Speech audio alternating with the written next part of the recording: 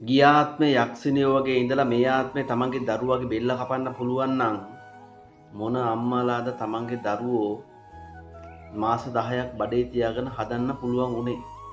මේක චුට්ටක් බලන්නකෝ. පොඩි කෙනා ඉස්සෙල්ලාම දැක්ක මට දෙයියන් තුමා අනේ මම වන්දනා යන්තම් මේක කරගෙන යනකොට අයියෝ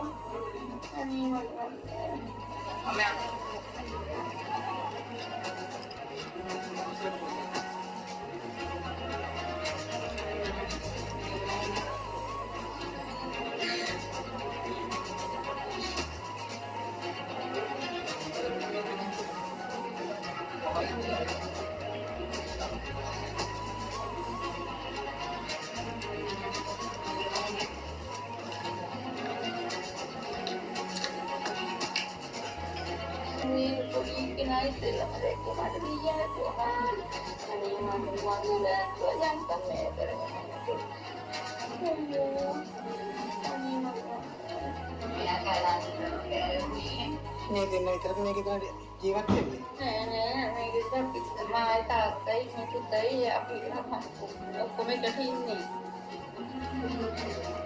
කීයට වගේද අම්මාට දැක්කේ මේවා? එකට පහක් විතර දෙවි තමයි මම දැක්කේ.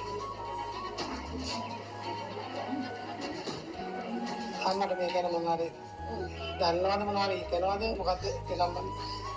ඉතින් කියන්නේ ආ ඊයේ මෙන්න මේ ඉස්සරහ ගෙදර එක්කෙනා මෙයාට හොඳටම නොයෙක් විදිහට අපහසුකම් ටිකක් ගිහින් වන්නා මරනවා වුණා. ඉතින් මම ගියාට පස්සේ මෑත් එක රණ්ඩු වෙලා තියෙනවා. මගේ දරුවා මේ 119 ගහන පොලිසියට අරගෙන දුන්නේ මම පොඩක් හොඳ වැඩක් කරන්නම්. හරි මේ කීයේ කතා වෙලා තියෙනවා මෙන්න මේ අම්මා කිව්වා මම ගියාට පස්සේ රණ්ඩු වුණායි කියලා. ඒ කියන්නේ ඔයාගේ දුවත් එක්කද? මගේ දුවත් එක්ක ඉතින් රණ්ඩුනා මම එපාර ගිහලා පොලිසියට අරගෙන දාන්න මම ගියා. ගියාට පස්සේ යා මෑත් එක රණ්ඩු වෙලා.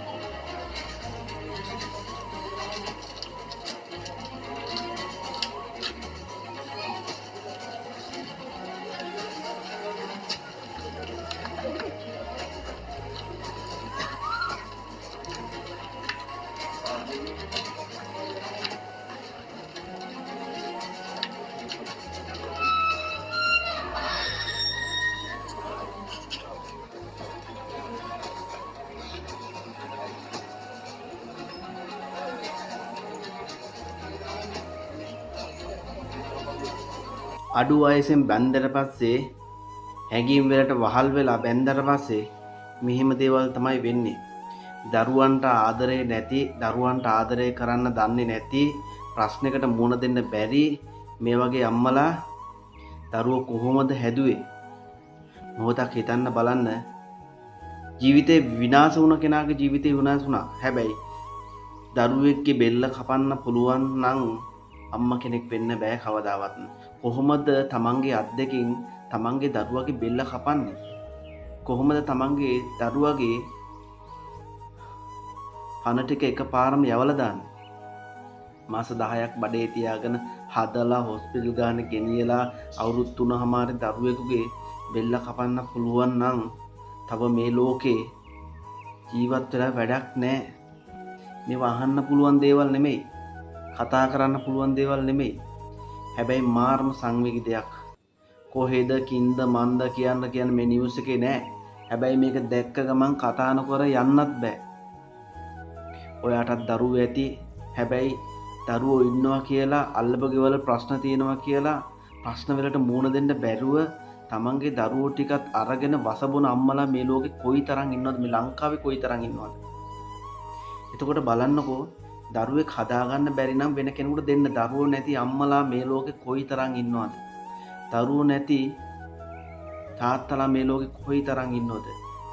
අඩු වයසෙන් බැන්දට පස්සේ අවුරුදු 24ක් වෙන මේ වගේ කෙල්ලෙක්, මේ වගේ ගෑණියෙක් තමන්ගේ දරුවගේ බෙල්ල කපන්න පුළුවන් කියලා කොහොමද යක්ෂණියක් වුනේ එකපාරම? ජීවිතය කියන්නේ මේකද? පිනක් කරන්න බලන්න උපරිම. ගියාත්මේ කරපු පව් තමයි මේ පිටිපස්සෙන් ඇවිල්ලා තියෙන්නේ. ගියාත්මේ කරපු පව්. ඒ නිසා යම් කිසි ප්‍රශ්නයක් තියෙනවනම් ලංකාවේ තියෙනවා මානසික වෛද්‍යවරු. ඒ වෛද්‍යවරු ගාවට කොහොම හරි යොමු කරන්න. ප්‍රශ්න තියෙනවා නම් දිගට හරහට. නමුත් දරුවගේ ජීවිතේ නැති වුණා. ඒ ජීවිතේ නැවත ගන්න බෑ. හැබැයි දරුවෙක් හදාගන්න අම්මා කෙනෙක් කොයිතරම් දුකක් විඳිනවද? කටුමැටි ගහපු බිත්ති ගෙවල් වල ඉන්න අම්මලා කොයිතරම් මේ ලංකාවේ ඉන්නවද?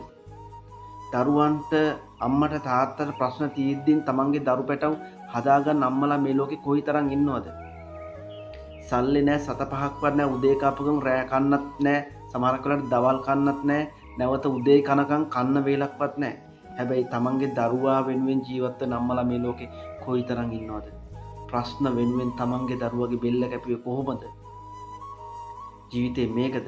හිතන්න යමක් කතා කරනවා නම් කතා කරන්න තියෙන ඕනි තරම් දේවල්. නමුත් දරුවෙකුගේ බෙල්ල කපනවා කියන්නේ මේ ලෝකේ තියෙන තිරිසම්ම දෙයක්. කොහොමද යක්ෂණියක් වෙලා මේ වගේ තිරිසන් වැඩක් කරේ?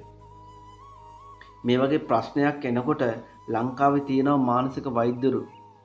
එතකොට ඒ තැන් වලට යොමු වෙන්න බලන්න.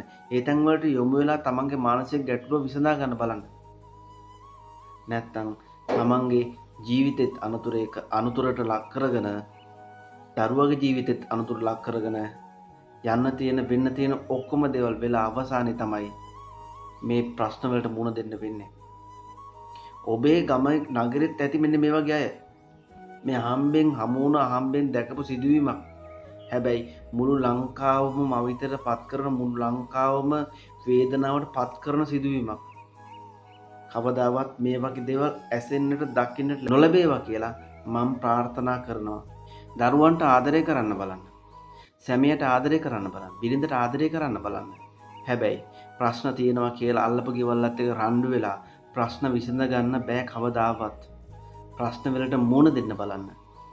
හැබැයි ප්‍රශ්නයක් ආවා කියලා තමන්ගේ දරුවගේ බෙල්ල කපලා යන්න පුළුවන් නම් කවදාවත් ඔයා අම්මා කෙනෙක් නම් වෙන්නේ නැහැ. මාස 10ක් බඩේ තියාගෙන හදපු අම්මා කෙනෙක් තිරිසන් ලෙස තමන්ගේ බෙල්ල කපනවා කියන්නේ මේ ලෝකේ තියෙන උතුම්ම පව. ඒවා කොහෙන් කෙලවර වෙයිද කියන තමන් ජීවත් වෙලා ඉන්නකන්වත් තමන්ටවත් හිතා ගන්න බැරි වෙයි. ඒ නිසා මේ වගේ දේවල් කරන්න එපා කවදාවත්. මේ වගේ දේවල් කරන්න එපා. මේ වගේ දේවල් කරොත් ඒකේ ඵල විපාක තමන් ඉන්න කල් තමන් මැරුණත් ඒ දේවල් හම්බ වෙන එක නම් හම්බ වෙනවාමයි. සමාජයට ඔබට මොකක් හරි යම් කිසි දෙයක් මේ වගේ දෙයකින් පණිවිඩයක් දෙන්න තියෙනවා නම් අනිවාර්යෙන් කමෙන්ට් සෙක්ෂන් එකේ කමෙන්ට් එකක් දාගෙන යන්න. මොකද මේ දැකපු සිදුවීමෙන් අදහා ගන්නත් බෑ. කම්පාවට පත්වෙන සිදුවීමක් මේක. මේ කම්පාවට පත්වෙන සිදුවීමක්. මොකද දරුවෙක්ගේ බෙල්ලක් කපලා යන්න පුළුවන් කියන්නේ අම්මා කෙනෙක් අම්මත් මැරෙනවා කියන්නේ. ප්‍රශ්න තියෙන්න පුළුවන්. ප්‍රශ්න තියෙනවා කියලා දරුවගේ බෙල්ල නම් කවදාවත් කපන්න එපා. ජීවිතේලවත් හිතන්නවත් එපා.